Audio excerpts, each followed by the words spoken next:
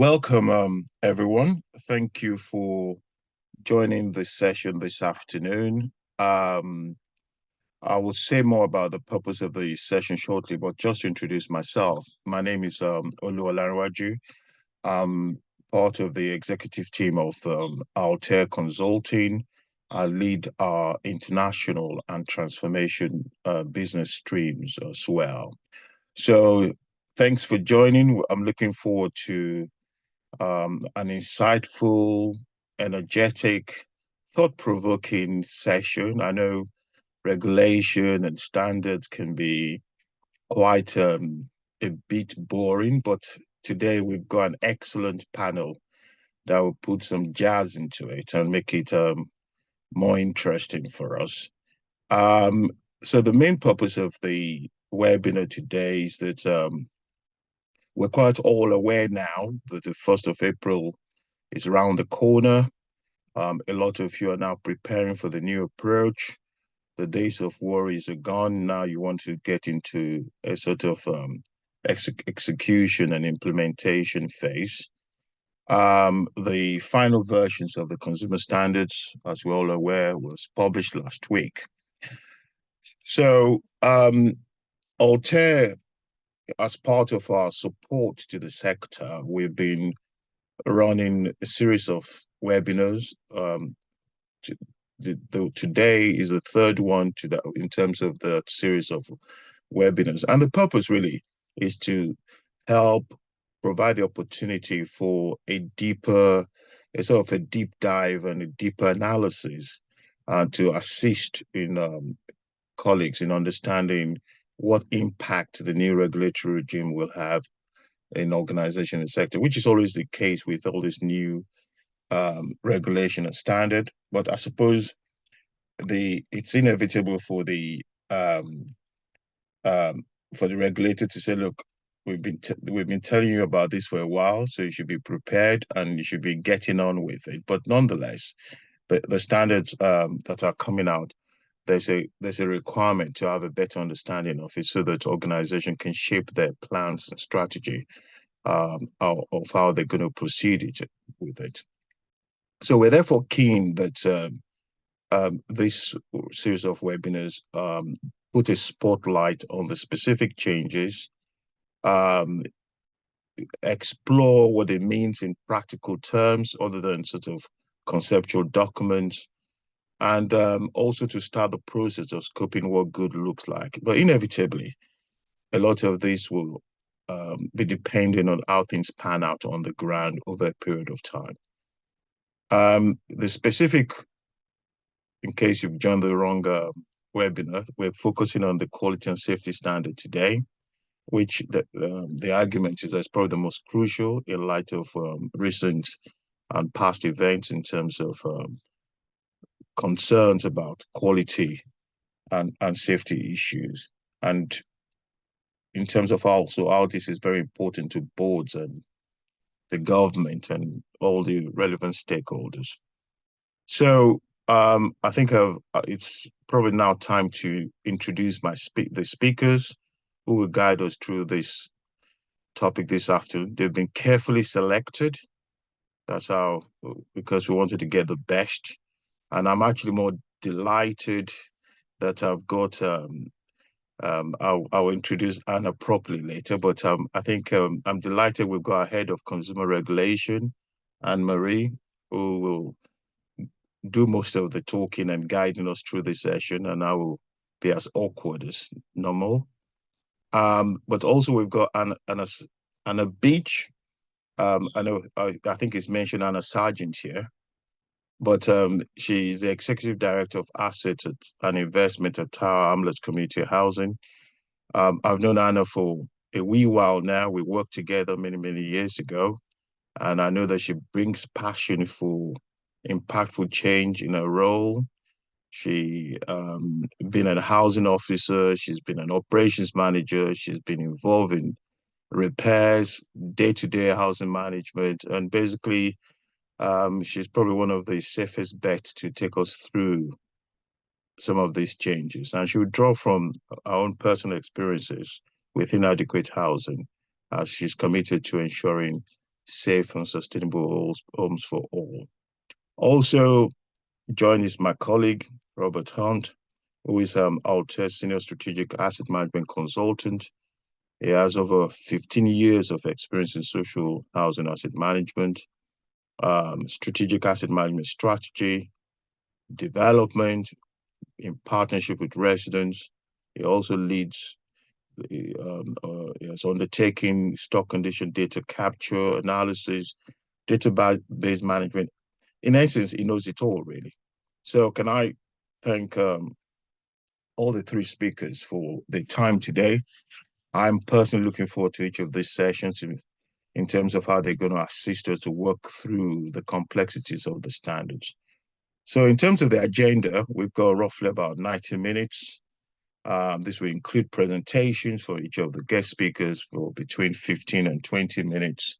And it also allow time for questions and discussions with the panel. So the three sessions we have are, and Marie will provide an overview of the regulatory changes. Anna will discuss how they're approaching asset management at THCH, and Rob will go into some detail in terms of the safety and quality standards. In terms of practical, how we're going to manage this session, please submit questions at the end. We'll most likely aim to take all questions in the panel discussion at the end, but please submit as we go along. We'll encourage you to participate, get involved, and the recording will also be shared after the session. And if you want to gain access to the past recording, please do so. Just make sure you sign up to the areas that you want to know more about. I will provide more details and a sort of QR code to scan at the end. So I will now call upon Anne-Marie to take over from here in terms of our presentation, and then she'll pass on to the next speaker. Thank you very much. Thank you, Olu. Yes, thank you for joining our webinar series. I'm going to do an introduction in relation to an overview of the regulatory changes. For those who have attended this webinar series before, a lot of it is similar because I want to provide that context to attendees to understand why we're moving in this way, what the changes are, and what the expectations are from the RSH, as well as other regulatory bodies in this world. So to take things a step back, and when I discuss regulatory changes, I think it's really important to take it a step back as to the core reason. We're all here and we're all discussing consumer regulation.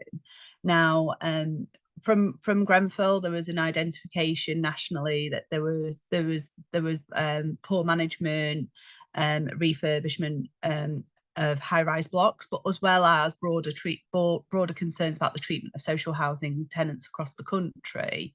And the government has responded in a number of ways, and by no means is it a singular response with proactive consumer regulation.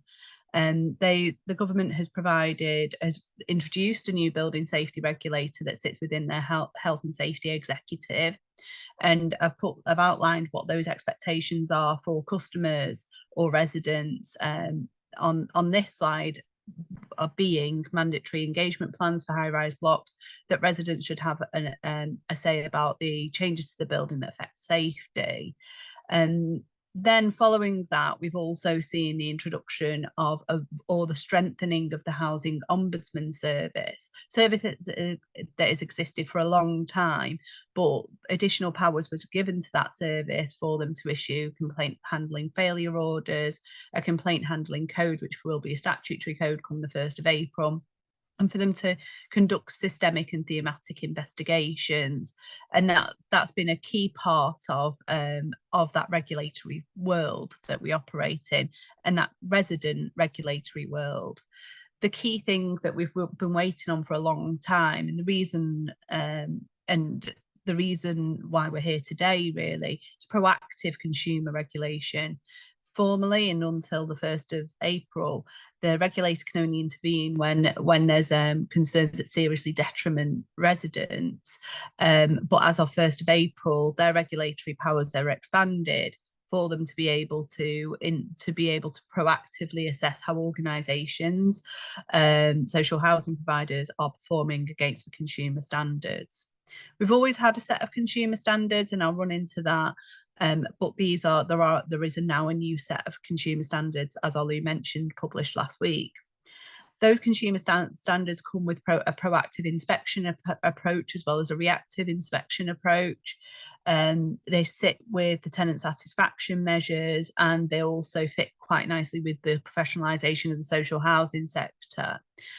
So when we have these conversations, I always think it's really important that the audience and the sector always think about the broader regulatory changes, because if you focus purely on proactive consumer regulation, you might be missing things that sit in the spirit of this regulatory framework, that fit to housing ombudsman compliance and also meeting the requirements of the new building safety regulator. Nonetheless, and I will continually pass the message that regulation alone will not take the sector to the place that it exactly wants to be. It's one of the mechanisms to use to be able to steer everybody in the right direction. Ultimately, it sits with organisations, their boards, their governance and their leadership to be able to put themselves in a position where they're able to satisfy some of those changes that are really needed that we identified post-Grenfell. The timeline for proactive consumer regulation is very short now. Previously, we were waiting so much information, and the delays that we've seen have not been attributed to it not being a priority or it not being important or it being the cherry on the cake. It's been associated with the lawmaking that's required around the regulator. So until we had the social housing regulation bill, we've not been in a position to ultimately see the shape and style of proactive consumer regulation. However, as Ollie has already mentioned, the regulators provided this prevailing message for providers to get on with things. So we're now in a position where the Act will be implemented and in use by the regulator on the 1st of April. We have the final consumer standards, and we have all of the mechanisms in place in relation to proactive consumer regulation. Building safety and the building safety regulator is equally going through its own maturity and its own growth as a regulator itself, but nonetheless something that also needs to be in the minds of people across the sector, because equally it will be a strong and robust regulator that the sector will have to adapt to and work with in the future. The consumer standards, historically, we had 4 standards, and these standards have been changed, not substantially. The expectations around those standards have been enhanced, but nonetheless, they have been changed and increased as well. So we've got the home standard has changed to the safety and quality standard, of which we're discussing today. And then we've got the tenant involvement and empowerment standard, which is turned into the tenant influence and accountability standard. Those 2 standards have changed title, which I think is really important to keep in mind, because safety and quality becomes more of a focus rather than home, and in influence and accountability and transparency becomes more important in the context of where we saw involvement and empowerment in the past. Everybody who's been in the sector long enough, they'll know full well that there's significant concerns about residents not being listened to and the voices acted on historically, hence a big change in relation to that standard. The neighbourhood and community standard remains the neighbourhood and community standard, but does include some areas that have changed, and as well for the tenancy standard. We've got the introduction of 2 new standards as well. The tenant satisfaction measures standard, which is already implemented, that exists. That's what organisations should be looking to report on come the 30th of June this year, and be collecting the data currently. And then the competence and conduct standard, which is out for consultation at the moment in relation to professionalisation of the social housing sector and how individuals across the sector contribute to that. So in revising those consumer standards, there are enhanced expectations, which isn't a surprise. We would have expected that. And there are new requirements. Nonetheless, the prevailing message from the regulators for the last 6 to 7 years has been get on with the standards that were provided, and you can't go too wrong if you're on that path equally. This session focuses on what I would say is arguably one of the most important standards of the consumer standards, that being the safety and quality standard. The regulators' expectations in relation to proactive consumer, or tests in relation to proactive consumer regulation, are that it must make a difference to tenants. So whatever effort is being made by people across the sector and by the regulator, it must make a difference to tenants. It must be deliverable by landlords. So it needs to be not too much of a difficulty to actually deliver. So it has to achieve those expectations in a deliverable way. And it must be regulatable, for want of a better word, by the regulator themselves. Now, that that point of it being regulatable really looks to the evidence that organisations should be providing or encompassing into their performance, into their assurance, and for those with boards, into the assurance and the board reporting, that will therefore show that evidence to the regulator. When we look across the sector at the moment, there's some real key concerns in relation to stock quality, decency, health and safety, repairs and maintenance and adaptations. And this standard encompasses all the expectations in relation to that. And when we have discussions within Altair, we discuss how it intersects with so many other parts of the regulatory world in which we operate, be that net zero expectations, EPCC, HHSRS requirements, and general obligations for tenants under leases and tenancy agreements, of which we've seen the landing or the expected landing of AWAB's law. So this standard does not operate in its own isolation, and it is not an easy or simple standard to deliver, and equally, and it shouldn't be, because it has the most impact on tenants. My view is that most tenants will judge their own landlord by the quality of their own home in the first instance. So if you were to ask someone, have you got a good landlord or not, their assessment of that would be, have I got a property that's that's in a good condition and I can expect responsive repair when I need it. So that's what this session will focus on. I'm going to pass over to Anna, who's going to share her experience, and I'll manage the slides, Anna. So just ask next slide, please. Thank you, Anne-Marie. So I'm here principally to share our recent experience of strengthening our asset data over the last 12 to 18 months, and how it's relevant to the quality and safety standard. Next slide, please. So a little bit about who we are. So we are Tower Hamlets Community Housing. We are a small provider of homes within the borough of Tower Hamlets. We mainly have flats in blocks. So I think 91% of our residents live in flats, and a third of our residents are leaseholders, bought through right to buy, and that's kind of an important part of our story because we have a diminished rent roll. And so when it came to building safety, we had a significant exposure. So we have around £50 million worth of building safety remediation, and we're roughly sort of a third way through that programme. But when you look at that against a small rent roll of £2 million, there is a significant sort of strategic and operational issue. And it was within that context then that approximately 12 months ago, the regulator downgraded us, and they found that essentially we couldn't meet at the cost of our day-to-day operations but critically, they were really concerned about our poor data and the basis of which that we were making sort of investment decisions on. Next slide, please.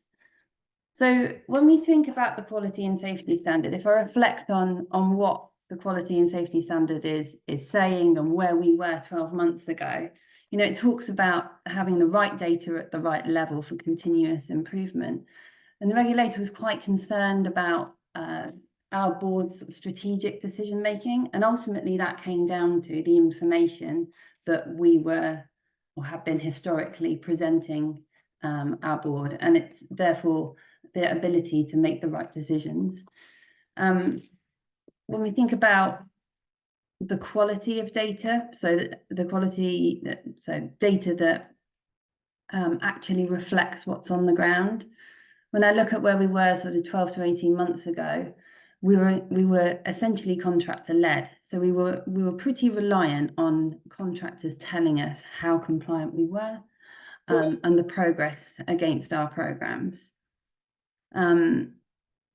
Thinking about data that influences our decisions, again, we had data housed in multiple spreadsheets in multiple spaces. I'm sure some of this will be familiar to you.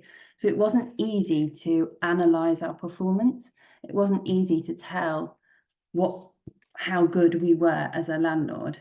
And that ultimately meant that we had a sort of weak operation. The regulator says that we expect landlords to have a good understanding of each of our buildings. We were criticised for having quite a significant level of cloned data at the time.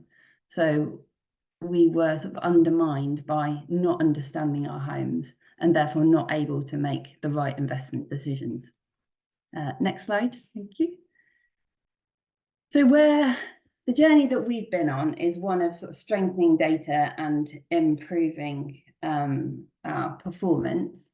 Fundamentally, you know, building safety, our board made a conscious decision to prioritise safety, and that is absolutely the right thing.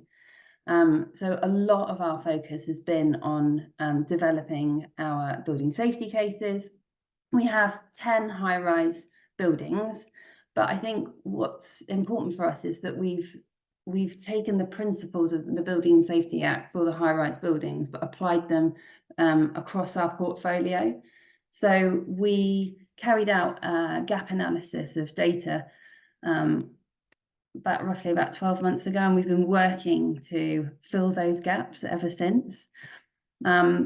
We've also developed engagement plans, tailored engagement plans, which really focus on residents having a voice in what happens in their building. And we've improved our communication to residents about safety. And that actually starts from within. We've done a lot around work-based culture and not walking by, and strengthening our sort of building safety knowledge from housing officer to estate services right up to sort of board level. We've developed our own approach to assessing risk as well. So I think this talks to both the standards and also the Building Safety Act. So when we look at our whole portfolio, we have risk assessed in terms of all kind of areas of building safety. And that has allowed us to formulate a programme that is based on sort of risk management. And that's allowed our board to have assurance about the approach that we are taking. We've got hazard scoring across each of our buildings and the relevant mitigations, and those are really important when we come to develop the building safety cases, so that the building regulator can tell what our kind of next steps are going to be. Fundamentally, we commissioned, sort of in light of the downgrade last year, we commissioned 100% stock audit. We needed to understand what was going on in our homes. And so that finished up sort of autumn last year. And from that, we've been able to develop a 30-year business plan, which has the right information and sort of strong foundations.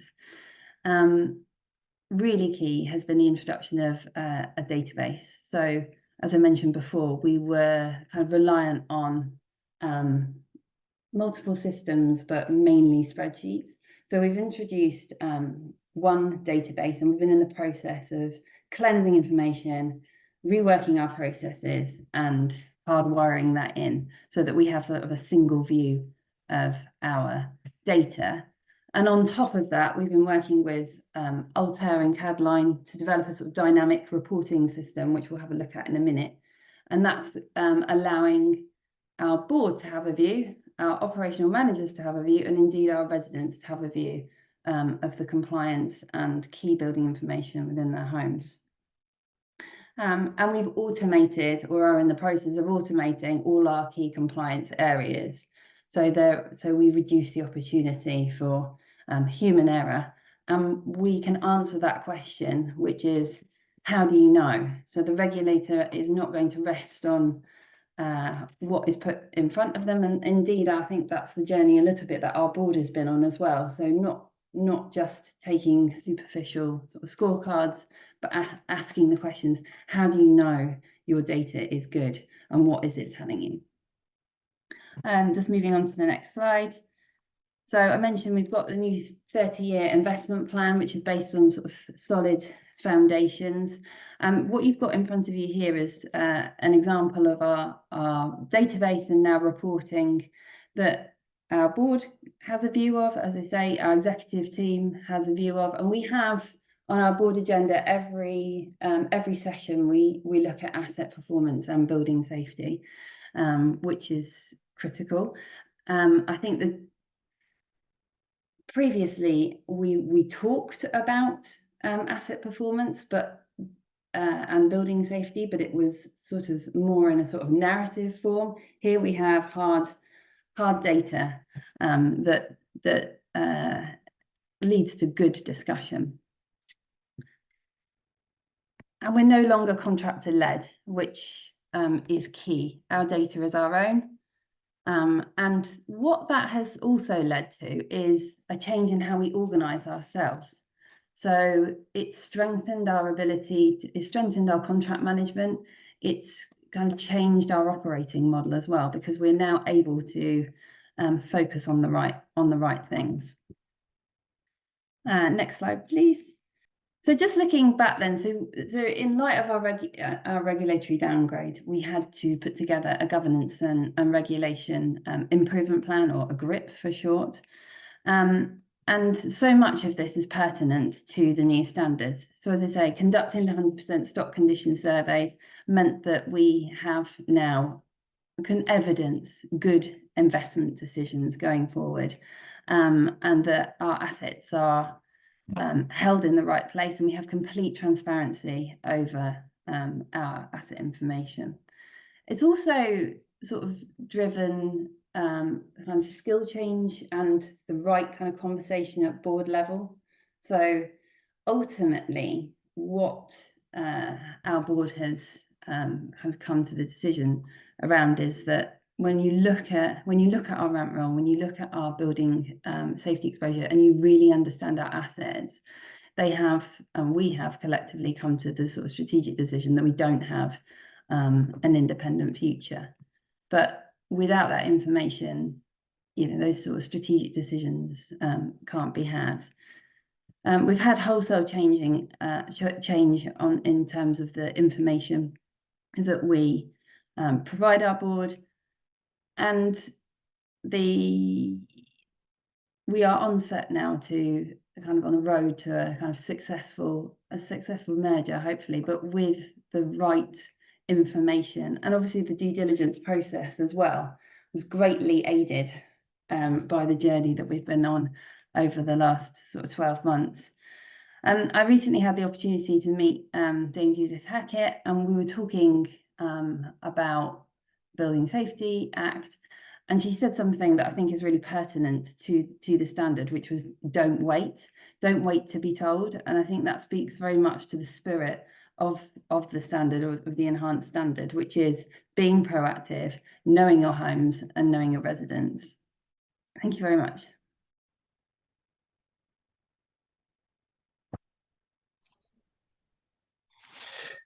Thank you, Anna. That was brilliant. So I've been working with Anna Tower Hamlets for the last few months, and all the work that we've been doing has been so relevant to the introduction of this new standard. As a starting point, I would say this standard applies to all registered providers. So whether you have 50,000 homes or 5,000 homes or 5 homes, it will still be relevant to you and the data that you hold for your properties. So it is worth being aware of the changes that are coming into play. Next slide, please. So there are 5 areas to the new safety and quality standard. These are stock quality, maintaining decency, health and safety, repairs, maintenance and improvement, and adaptations. But all of these things, all of the elements within the new standard are underpinned by good quality data and knowing your stock. And as Anna said, about being proactive in your approach to gathering that information so that you've got it at your fingertips when it's needed. My colleague Becca did a thought piece last week, which is well worth a read. But as part of that, she said the English regulator for social housing considers a failure to manage data integrity as a reflection of poor internal controls, and the ability to provide timely and accurate data puts registered providers at a risk of non-compliance. In addition, the Housing Ombudsman is increasingly reporting maladministration findings related to poor data management. And this is about not only how do you avoid being caught in that trap, but how do you go about achieving best practice? So we'll go through each of the elements of the new standard in turn, asking some of the questions that you probably need to be asking yourselves. So next slide, please. So we'll start with stock quality, because understanding your stock is so important to all the other elements of the standard. It is clear in the guidance where it states that registered providers must have an accurate, up-to-date and evidenced understanding of their stock. And for me, that evidenced understanding is the key part. Stock and building component data should be held in an asset management database. This provides assurance of good data management and an audit trail for any changes that are made to that data. And while I love a spreadsheet, it's not a robust data management tool. Data can be lost, it can be changed, spreadsheets can become corrupted. Having a bespoke asset management database, something that is designed for this process, really is very important in providing that assurance to board and to the Ombudsman and the regulator.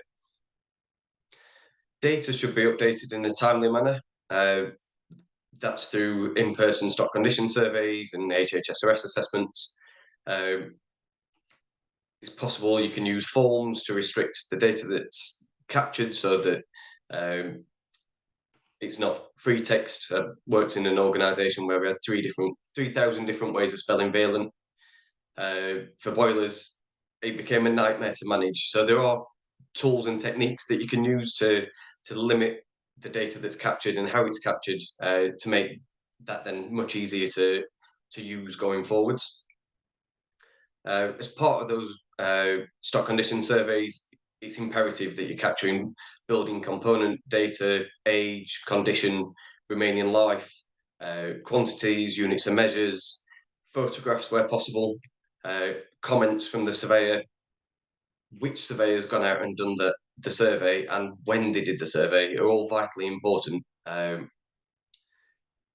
building up that picture of an individual property, and then of that property across the whole stock.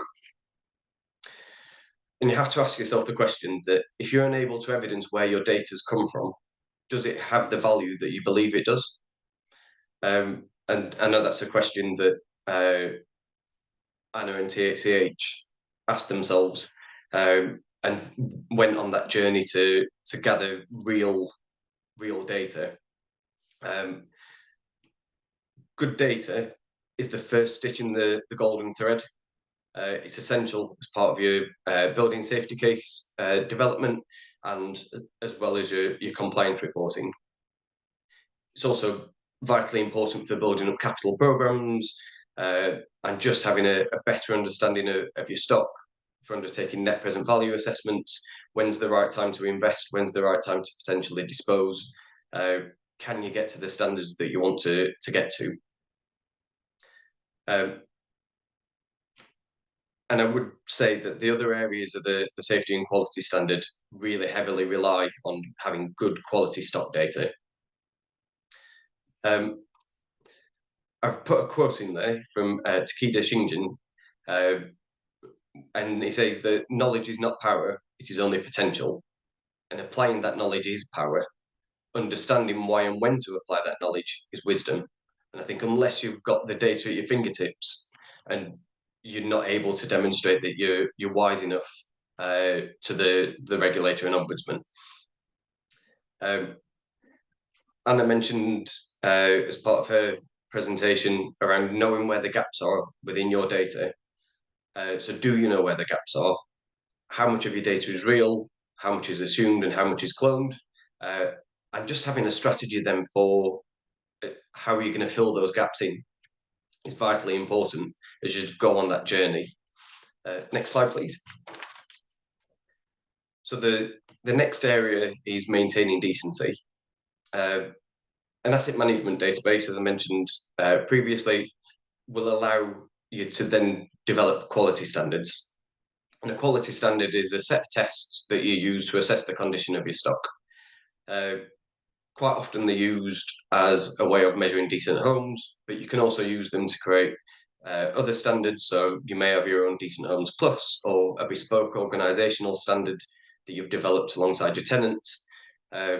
All of those can be created to test the quality of your stock. Ultimately, you will end up with a high level pass rate across the whole stock, but you're able then to draw down on to a property by property basis, but also on a test level basis. And that provides really useful information then when you're trying to see when a property is going to fail the standard overall, or if it's failing an individual test. And from there, you can then use to predict how much it's going to cost to build up your 30-year business plan. But you can also take a proactive, preventative approach in developing and building capital programs. It gives that visibility and that assurance then to board and finance that you have a plan, and whether you can afford to deliver those capital programs all in one go, or whether you need to smooth that work out over a number of years. At least it shows that it starts to show a level of management and an understanding of that stock. A quality standard can also be used to identify gaps and duplicates that you've got within your data. So can you be satisfied that all of your properties have got the key components? So does every property have a roof? Does it have walls, windows, doors, kitchens, bathrooms, electrics, heating? Unless you're able to test that and test it regularly, can you give yourself that assurance that you have a robust data set? Next slide, please.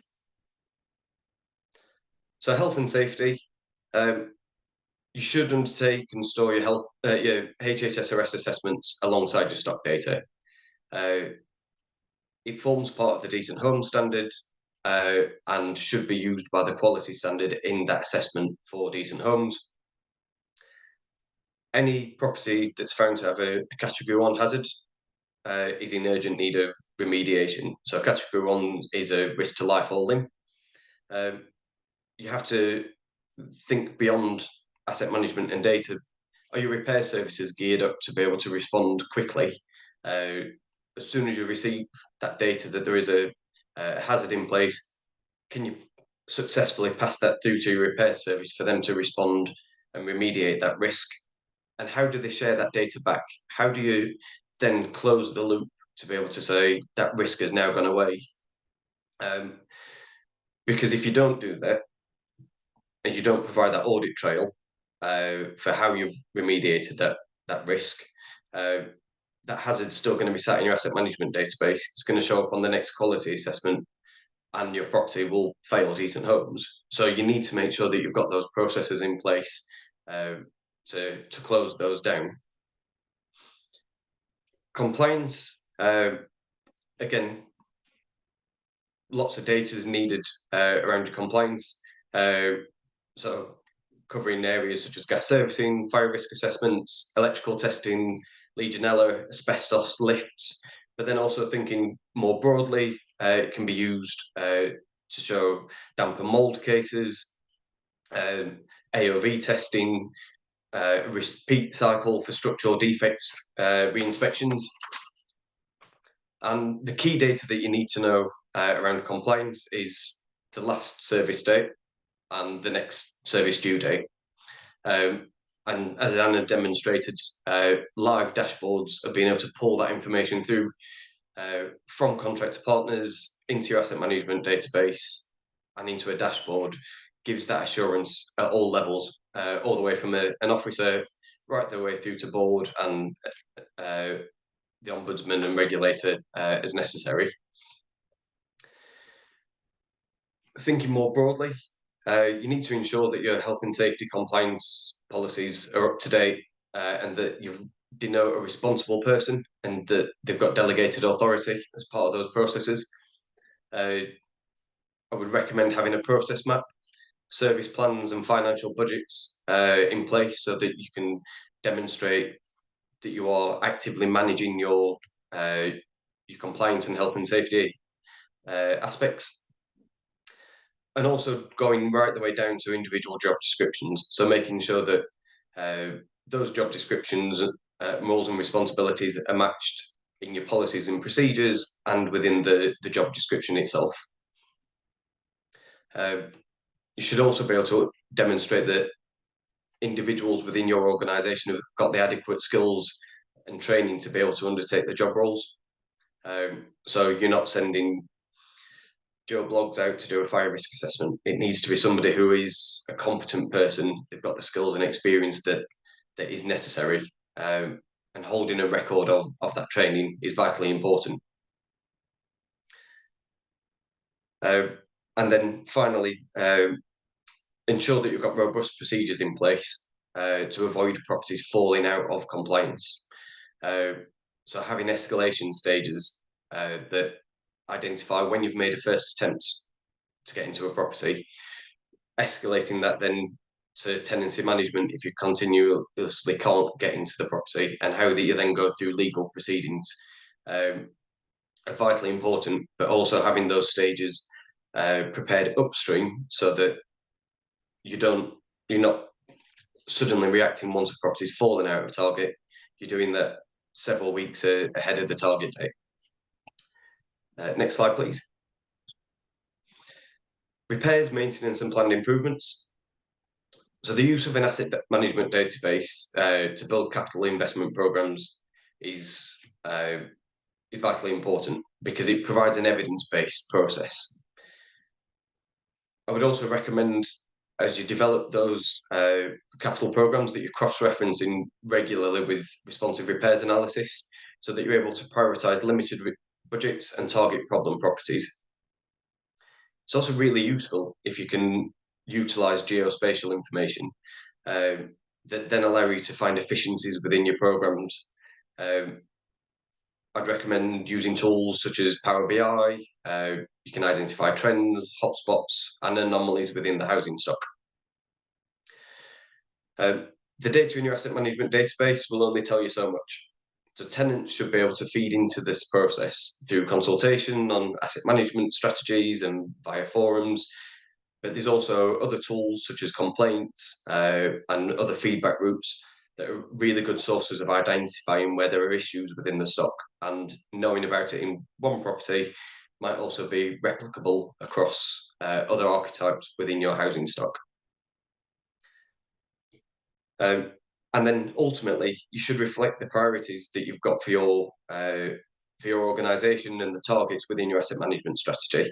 And that then allows everybody to know what you're working towards and how you're planning on getting there. And then last slide, please. Adaptations. Do you know which of your properties are currently adapted and what adaptations sit within those properties? It's a good idea if you can capture that information as part of your stock condition surveys, but you can also gather it as well through repairs data. Do you know which of your properties are accessible and which are not? It's really helpful to understand the customer's journey from the curtilage to the front door, how they get across the threshold, and then any other obstructions that may be in place within the property. Ask yourself questions such as, are doorways wide enough for a wheelchair? Or is there a turning circle within the property? Noting those things down just as part of a general stock condition survey then make decision making down the line for implementing adaptations much easier because you've got at least some information to start with. Holding this information as well helps as part of your allocations process. So can you find a suitable property for a tenant who is in need of adaptation within the existing stock that's vacant? Can you give that person priority status? It also helps to support value for money and whole life costings. I've worked in organisations in the past where an adaptation's been put in, for example, a through floor lift for one resident. That resident is no longer in the property, and it's then very difficult to find somebody else to take it. So it's been taken out at a void stage. So it can be a waste of money with limited budgets. So it's worth just starting to think about those processes. Linking back to compliance, are your adaptations being serviced regularly? If you've got stair lifts or through floor lifts, are they being serviced, and can you demonstrate that? And then just finally to think about standardisation of components and specifications across your planned works, responsive repairs and voids. By doing so, are you able to make properties suitable for whole life tenancies? Using items such as lever taps may alleviate the need then to do minor adaptations at a later date at an additional cost. Thank you.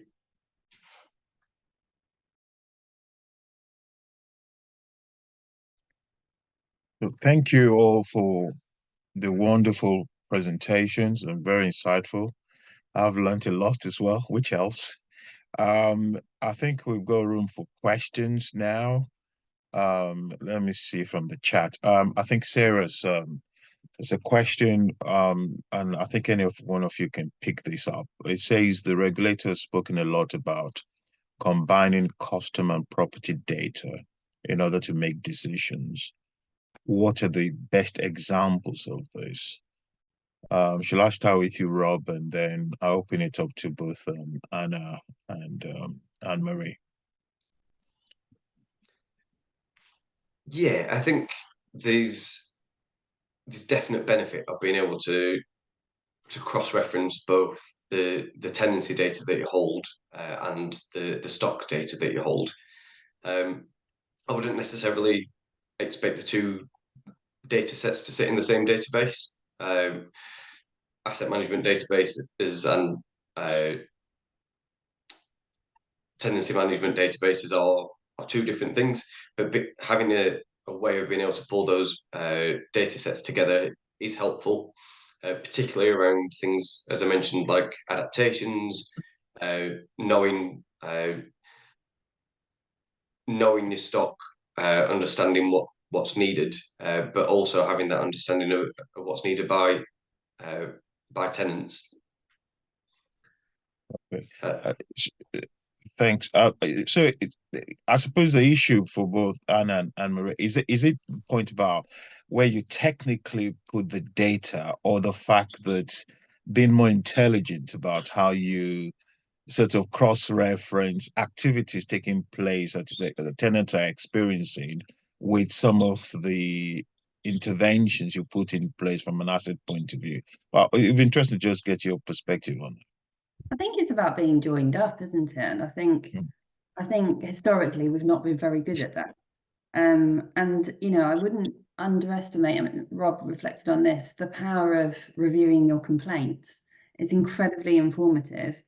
And that should also be driving and feeding directly into your asset plan. I think historically, you know, asset management, housing management, we've sort of not knitted together well. Well, actually now you know, that kind of coming together needs to be, it can be quite powerful and should inform your strategy going forward. Anne-Marie, do you want to? Yes, and to add to that, you can have investment schemes that are failing, and one of the first red flags on them will be your customer complaints and customer feedback on those schemes and how things are being delivered. Generally, your customers provide feedback quite instantly to things. So rather than looking at it from a long-term approach, you can see immediate change and be able to respond to it. I think using customer data and asset data has always been something the sector struggled with to pull together. But that understanding hotspots and areas of complaint, if there's significant asset failure, then your customers will be highlighting it to you in one way, shape or another. So pulling that, it takes it back to the quote that Rob shared about it being wisdom. At that stage, that is wisdom, isn't it? Pulling in the customer feedback and then pulling in the information, you know, about your assets is the ideal state. No, thank you both. Can I encourage questions, please, in the chat? If you've got any questions, please feel free. I've got a couple, so I'll throw it. And any one of you can answer this. Yeah, for some of us that have so long in the tooth, we've been in the sector for a while. There's always this cycle of the regulators changing their approaches and coming up with new standards. And how is it going to be different from our last experiences? And also, do we really need a regulator to be tough on us in terms of standards to do the right thing? So some of it's sort of philosophical issues, which I'm sure Anna knows my view from past experience, but nonetheless, it's just worth posing the question again, generally to the housing sector. I think the difference we've got between we've seen former shapes of regulation with the Audit Commission historically, where there's been proactive assessment against consumer matters. I think the difference is now we do live in a more intelligent world. We can't underestimate the maturity we've undergone over the last 12 to 15 years in relation to robust data, understanding expectations, engaging with people in meaningful ways. I think things that potentially would wash in regulatory worlds of the past won't now. The meaningfulness of things is really, really important, and ultimately understanding and acting on asset quality is also vitally important. I think yes, Olu, a great question for someone who works in regulation as to whether you need regulation to do the right thing.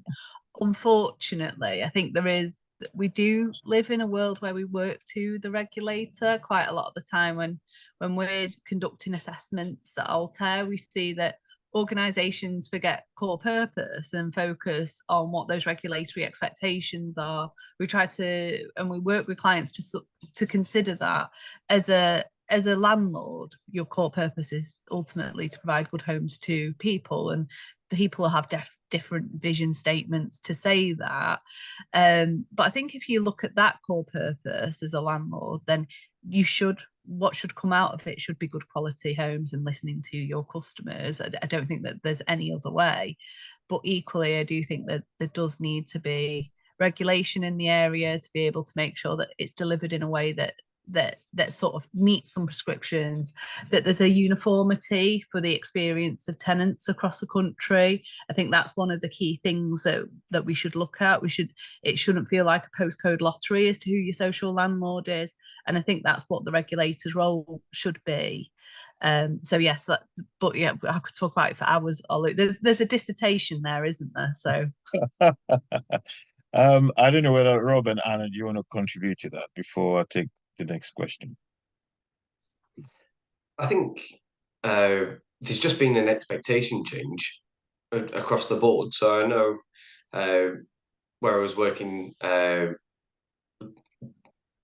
at the time of the Grenfell Tower fire, asset management at the time was seen as a function, but it was there, sort of happening, and we'd report on decent homes and things, but it wasn't, I don't think, fully respected as it potentially should have been. And then suddenly overnight, people needed to know information about the properties, and they needed to be assured around the information that we held about those properties. And that's where having that robust data that had been captured over a number of years at our fingertips gave that assurance then to senior management, all the way up through to the government, to show that we knew about our stock at that time. And I think that's just become an expectation now. I think it's elevated the need for people to be able to base the decisions upon something robust, and actually to question where that data's come from is becoming much more common. And I think that's been a bit of a shift over the last few years. And I think that's where the new regulation really sort of tries to cement that into people's thinking. Yeah. Thank you. Yeah, just briefly from me, I think regulator aside, for us, it's meant that we've been able to move into a place where we are a well-run business and be able to deal with some of the external pressures in a better way, because we understand our data, because we understand our homes. Thank you, Rena. So there's a question from Joe. She says that, the question says, do you think the changes to the consumer standards will mean that landlords will need to be firmer in taking steps to gain access, i.e. potentially leading to injunctions where customers are refusing entry? Who wants to go first? Anna, you're probably the most practical in terms of you're in the front line. Yeah, okay, so I have probably a slightly different view. I think too quickly we can move to that kind of enforcement place, but absolutely getting behind the door is critical. And that's the sort of journey we've been on over the last 12 months. I think what it enhances is the importance of the housing management function and having relationships with your residents so that you are trusted to open the door in the first place. There will always be that handful of residents that, for whatever reason, that's not going to happen. But that for me means that we need more emphasis on that intensive housing management rather than always legal redress. But there's obviously a lot of sort of conversation, particularly the Building Safety Act as well. There's consideration there about enhanced powers. Okay, thank you. Rob, you wanted to come in here? Yeah, I just echoing what Anna said, really, is I think it's about having a robust procedure in place, so you know at what stage to escalate. So, but the first instance should be about education, explaining to the resident why you need to get into their property. So most people understand the need for a gas service, but you see it's much more difficult to get into properties for electrical testing because people don't necessarily see the benefit of that. But if you were to ask the fire brigade, they would say that most domestic fires are caused by electrical faults. Now, if we're able to communicate that then effectively to our tenants, would that mean that they would open the door much more readily for an electrical test? Yeah. So I think the first bit is around communication and education. And then if you're still struggling to get in, it's an escalation to tenancy management. Use a different approach, a different relationship, but having that that legal route to be used if necessary is key. And having a process that allows you to do all of that in a timely manner, so that you don't get to a point where suddenly you're right at the deadline of falling out of compliance, because that's the last thing that you want to happen. So it's trying to avoid that as much as possible through having a robust procedure. Yeah, no, I mean, you're absolutely both right. I mean, what I will also add to that is that, I mean, of course, communication is important, but what we should not leave out of this is actually trust. I think in a number of cases, we need to hold our hands up as a sector. At times, we've lost the trust of in some cases, trust of our residents or customers. It means that you need to regain that trust in order to build that relationship for them with them, where they find that they will welcome you to go and do all the necessary changes, especially when you also follow up with the works that needs to be done, so that it's not just focused on the certificate in itself. So there's a question from Sarah, and she's which is, I think, linked to my favorite subject around customer-centric culture. And she's saying, look, have you guys had challenges overcoming or challenges to overcome in getting a customer-centric culture embedded in property services? And what did you do? I think that's a touch unfair on colleagues on property services, but nonetheless, I'll throw it open for you guys to comment on that.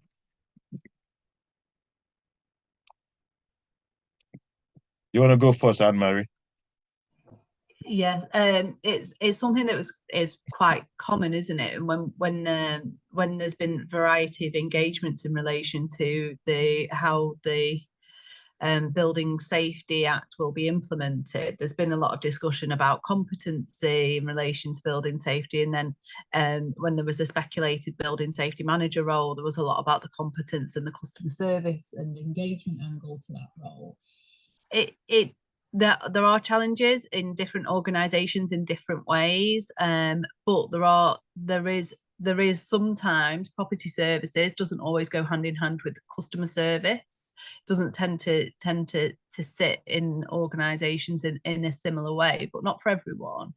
And that means that there is occasionally difficulty in overcoming that customer-centric approach. I think quite often you tend to, if there's an overly technical aspect, and I think this more sits with the engagement piece when we talk about how do we deliver asset management, how do we deliver responsive repair and health and safety requirements.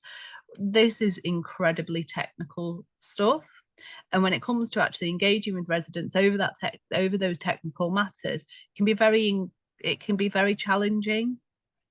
So to develop those cultures, it does take a lot of change, especially those who work and live in technical building safety world, to be able to effectively communicate what are very significant, very technical, very nuanced information to groups of customers in a way that's clear, transparent and understandable.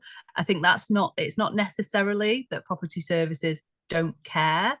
It's just that there are more barriers between getting that technical world into that customer world that's accessible, easy to understand, engaging and welcoming as a service. I think that's the challenge, not so much the getting property services to care about customers challenge. I think they do. The majority of people working in property services care about customers, but there's a lot of hurdles to make those services accessible and give equitable outcomes and make people feel included and understand processes. Things like, as Rob's mentioned, electrical certificates can be sometimes complex requirements to explain to some customers. So yes, I think that's the key, is that it's not a simplistic barrier, it's quite complex. I'll pass over to my Yeah, no, I think I'd like to give Anna's perspective, because I think in your former life, you were in charge of resident services, and I know the challenges when we're working together, trying to get a coordinated approach between housing management colleagues as well as property service colleagues. And in that particular case, we also had an outsourced contractor. So I can imagine how difficult it is to try to put customers at the center of those sort of different approaches, not necessarily lack of care, but more both internal approaches that stop us. But it would be interesting to get your perspective of how you've moved from different aspects of it. Yeah, I think we make it more difficult than it needs to be. And I think ultimately it sounds simple, but if you're working to the same outcome, and we have a very clear set of kind of strategic corporate goals that put the customer at the front end, then everybody's kind of working to the same tune. I think we make excuses for some poor behaviours, and ultimately there are property services people that do customer service, and actually that's who we should be bringing into our business. I think in terms of operating model, though, I've always been a fan of having a sort of single person for the resident who owns all the communication, and then you have good feeders of whatever technical information in the background that kind of can arm and tool that front end person.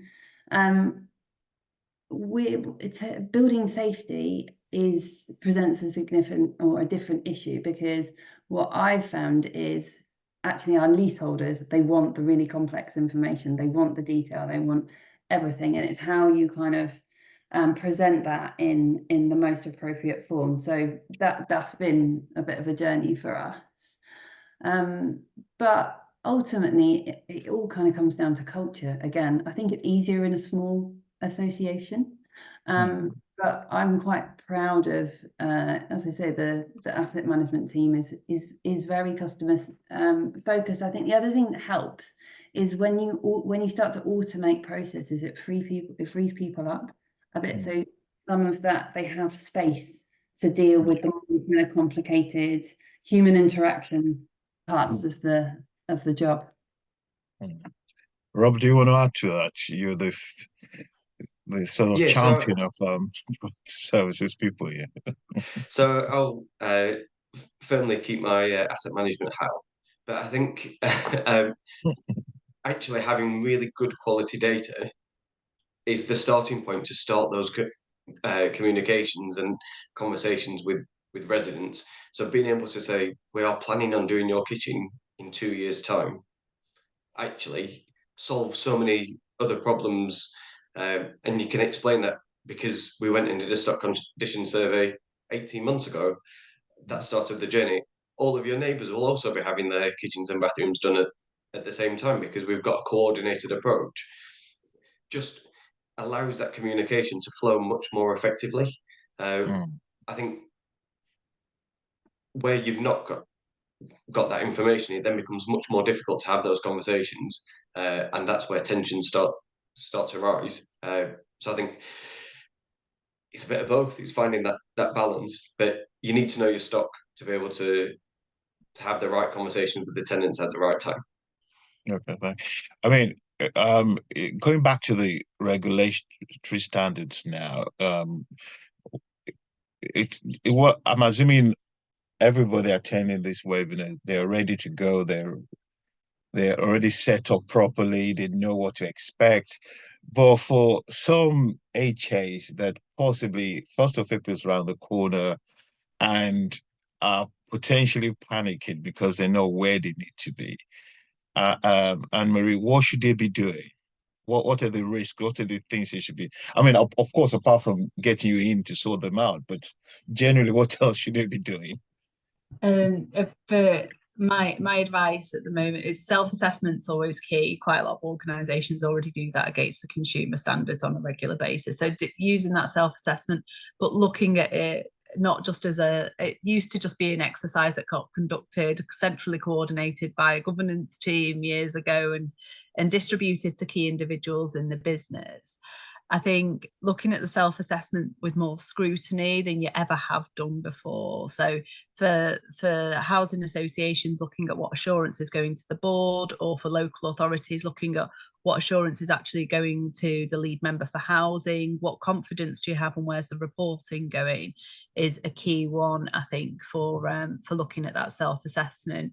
I do think there are a lot of providers that are overwhelmed because we're talking a significant amount of standards, the entirety of landlord services really covered within those consumer standards. I think a risk-based approach is really important. Looking at the key areas of risk in relation to delivery. Ultimately, safety and quality is one of the primary risks. So not to get bogged down in the detail of some of the standards if you've got not much time on your hands. So if you've got a month, looking at where those key areas of risk are, and looking at where evidence of compliance is, and if evidence of compliance is going to the right place, I think is really important. So that's what I would say. Self-assess, look at it from a risk-based approach, look at those key risks, see if that's reflected within risk registers across your organisation or being reported to your board, and then having a look at what assurance is in place to make you confident that you're actually delivering against things, I think is my, in a nutshell, you've got 3 weeks to sort it advice. All right, no, thanks for that. I mean, part of my, I'm conscious. Let me just check that there are no other questions, but I've got one other one to apply to the three of you. My sense is that, and you've both mentioned it in one way or the other, this idea that data is being gathered, you need to make sure your data is accurate, you're acting on it, you need to have timely interventions and all that. But one thing historically, at least during my time when I used to be in the front line, the world has changed now. It's always this point about assurance. So when a report comes in front of you, either as a director or as a board member, and somebody's telling you this is the status, or even as a contract manager, when you're relying on your outsourced contractor, how do you really know that what you're being told is reliable, consistent? Where are the sources of assurance? Because that ultimate, and whether even that source of assurance is credible. And a lot of the time things get broke. I think the failures in the past is because what you're being told or what you're being presented is not always the case as it seems. So is there a case for even just having a map of these are my sources of assurance? So if I present this information, this is the underlying evidence and audit system that certify that it's a credible source of assurance. Or maybe I'm just suggesting something that is overcomplicated and over engineering, but I just thought this is too important an area to just rely on a single source of assurance, a single source really. But your thoughts? Yeah, I mean, I'll come in first if that's all right. I think it's important for senior management and board to be asking those questions. So where's this data come from? But then also from an officer level to be thinking about that before you even produce the data. So working recently with Tower Hamlets on 30-year business planning, the starting point was this is the level of information we've currently got from our stock condition data. And as a big caveat, we know that we're still doing some stock condition surveys that are going to improve that data. So that was 6 months ago, and we've gone through the process recently of reassessing that data, and the position's changed. But we've been able to explain that away because we gave that caveat to start with. There was a gap in our knowledge, and actually we've improved that position over the last 6 months. But I think as well, from on a day-to-day basis for other decisions that are being taken, Anna demonstrated the live dashboards. There's no reason why you can't have a live dashboard of percentage of information that is real, percentage that's cloned, percentage that's assumed, as in it's come from another source that you can't quite have a 100% confidence in, and you can track that over time. And having those robust processes in place, knowing that you may do a stock condition survey every 3 to 5 years. So have another dashboard that shows how much of the data has been surveyed in the last 3 to 5 years. It's those kind of processes that just embed assurance all the way through the decision sharing and decision making process. I think for me, it would be best practice. Thank you. Anna? Yeah, I mean, I think everything that Rob has said is completely fundamental, and they lay the kind of foundations. I wouldn't get away from also going out and having a look. Yeah. Again, easier in Tower Hamlets where your stock is in a 5-mile radius. But seriously, I think, our housing management teams, 90% of their time should be out in the field, testing, making sure, and writing back and giving us the confidence that that's what the reality that our residents are experiencing. Thank you. Anne-Marie? Although I know that you mentioned it was like you didn't want to create a beast, but I do think that there is merit in having really robust assurance in place and audit, independent assessment in the key areas. I think that has to be, as I said already, risk-based, looking at those key areas. I think quite a lot of the time organisations have been told not to get too detailed into the operational, and I think that's potentially been at our detriment as a sector, because we've sort of been told if you get to the detail of things, that means that you're not functioning well, but sometimes that detail is needed. The way the sector's responded to damp and mold, and the reporting that we see to senior teams and boards across the country now, the detail is there, and there is there's no failure in having that level of assurance going to the board. I think it's eventually being confident that that assurance is there, and then accepting that it's business as usual, and the board maturing and bringing in something else that's just as important, Legionella, electric safety, etc. So I think having a very, very strong framework in place is never going to fail you. It's just making sure that things that there is a single version of the truth, understanding things like that, I think is really important. So yes, that absolutely critical part of the delivery of this standard is assurance. No, that's thank you all. Thank you for your there are no more other questions. Can I say a big thank you for your contribution this afternoon? Definitely I've learned a lot, and I'm sure colleagues as well have done so. My only tip, if there's any, I would encourage, if you've got any sort of care and support schemes, or I don't know what they're called, colleagues that have had an history of a much more intensive regulatory environment, and where health and safety has been extremely important because you're dealing with vulnerable residents, I think it's always worthwhile to look at some of the systems they've set up in order to manage health and safety issues, and I think there can be some things to be learned from that.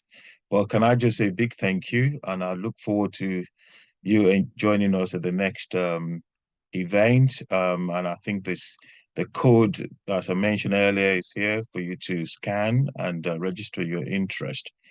On that note, I wish you a good afternoon.